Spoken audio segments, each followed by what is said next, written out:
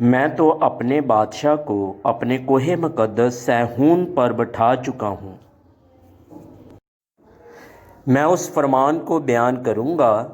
خداوند نے مجھ سے کہا، تو میرا بیٹا ہے۔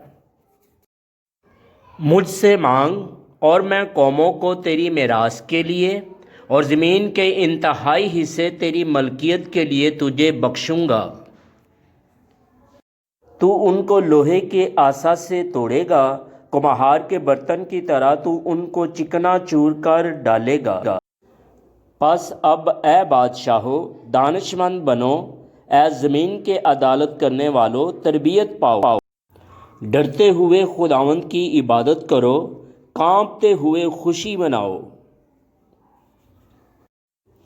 بیٹے کو چومو، ایسا نہ ہو کہ وہ قہر میں آئے اور تم راستہ میں ہلاک ہو جاؤ، کیونکہ اس کا غضب جلد بھڑکنے کو ہے۔